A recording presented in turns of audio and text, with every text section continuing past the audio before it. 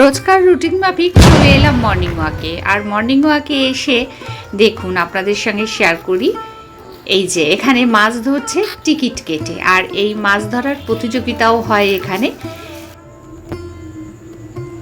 আর আমরা কলকাতায় শহরে থাকি, তাই এই ধরনের পরিবেশ আমাদের ভীষণ ভালো লাগে, খুব দারুণ লাগে। নৌকায় করে মাঝিরা মাছ ধরছে, জেলেরা। আর এই জেলেরা যখন মাছ ধরে পাড়ে নিয়ে এসে ওই মাছগুলো আবার বিক্রিও করছে। আমরা লেকের ধার দিয়ে হেঁটে যাচ্ছি, ওপরে মেট্রো যাচ্ছে।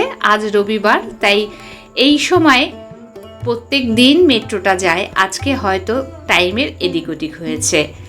বন্ধুরা এই দেখুন, নৌকায় করে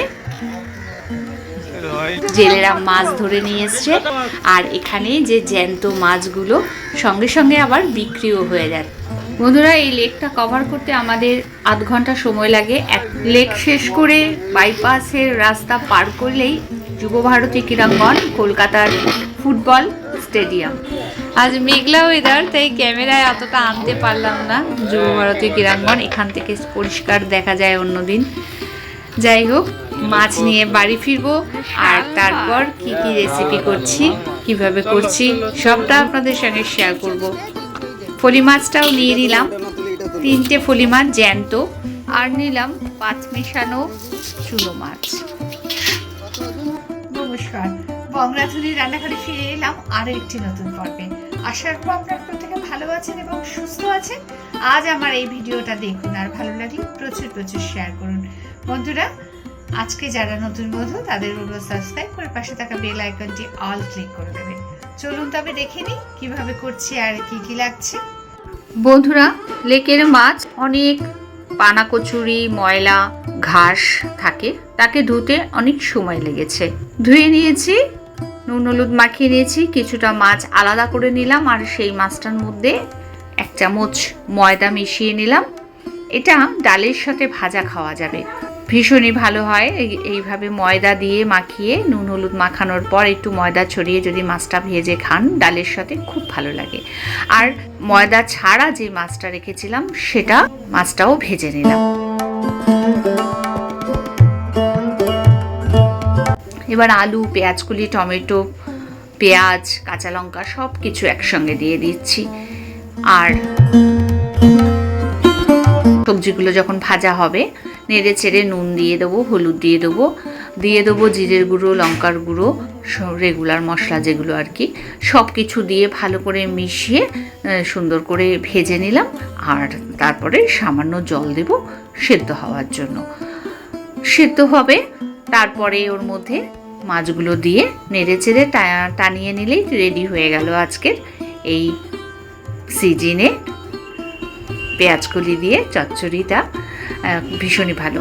একই কড়াইয়ের মধ্যে রান্না করে নিলাম আরও একটি মাছ, সেই যে ফলি মাছ। ভীষণ সময় লাগে কিন্তু কাটতে, সবটাই করলাম নিজে হাতে। ফলি মাছগুলোকে আঁশ ছাড়িয়ে ভালো করে ধুয়ে কেটে পরিষ্কার করে নিয়ে নুন হলুদ মাখিয়ে নিয়ে কড়াইতে তেল দিয়ে ভেজে নিলাম। এইবার মাছগুলো যখন ভাজা হয়ে গেছে তার মধ্যে টমেটো, কাঁচা লঙ্কা দিয়ে একটা পেস্ট করে রেখেছি ওদিকে। আর এদিকে উচ্ছেগুলো ভেজে নিলাম। উচ্ছে ভেজে তুলে নিয়ে ওই যে পেস্ট করেছিলাম টমেটো, কাঁচা লঙ্কা, পেঁয়াজ, যে পেস্টটা ওটা ভেজে নিয়ে যেভাবে করি আমি রেগুলার মশলা দিয়ে সব কিছু মিশিয়ে নিলাম। নিয়ে ভালো করে যে একটু সামান্য ওই পাত্র ধোয়া জল দিলাম, দিয়ে মশলাটাকে আরেকটু ভালো করে ভেজে নিয়ে উচ্ছেগুলো দিয়ে দিলাম। উচ্ছে ফলি আমার এইভাবে রেডি হয়ে যাবে।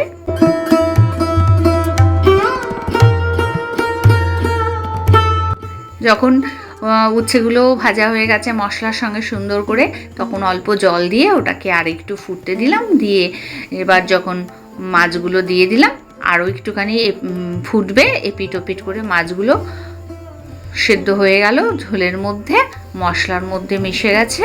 তারপরে নামিয়ে ফেললাম। আজকে করেছি শাক ভাজা, থোড়, ছেচকি, ওই চুনো মাছ ভাজা, ডাল, 5 মেশালি মাছের চচ্চড়ি, উচ্ছে ফলি আর আছে ঝিঙে চচ্চড়ি কালো। আজ এই পর্যন্ত, ফিরে আসছি পরবর্তী ভিডিও নিয়ে। পরবর্তী সময় ভালো থাকবেন, সুস্থ থাকবেন, সঙ্গে থাকার জন্য ধন্যবাদ।